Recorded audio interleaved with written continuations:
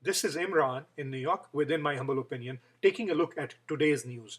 The American military chief has asked for an increase in the number of troops and soldiers to be sent into Afghanistan. I had been opposed to the war in Afghanistan from the start. Yes, I knew bin Laden had been sitting there when he planned his attacks on America. But Afghanistan as a nation did not have a functioning government. It was simply a lawless land.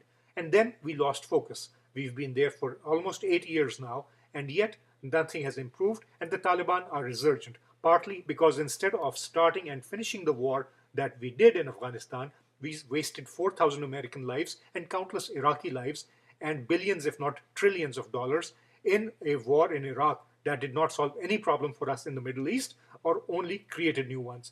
Now, the situation is we have a bad situation in Afghanistan getting worse. The Taliban are getting stronger. Pakistan is making some progress in eradicating Taliban internally, but even that is a battle that is going to go on for a long time.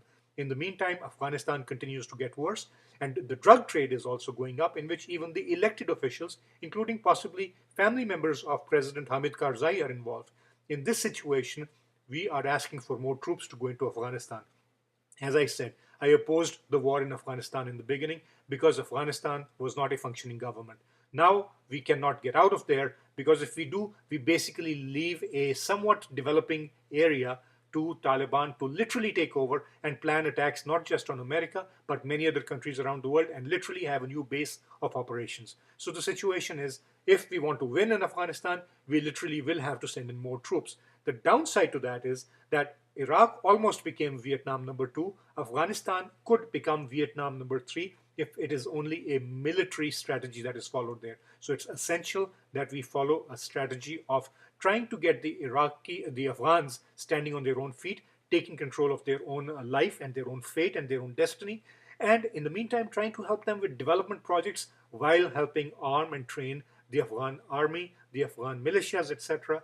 It's a place that has been literally out of control for decades, if not centuries, and we really can't fix that. However, not sending in troops is not the answer.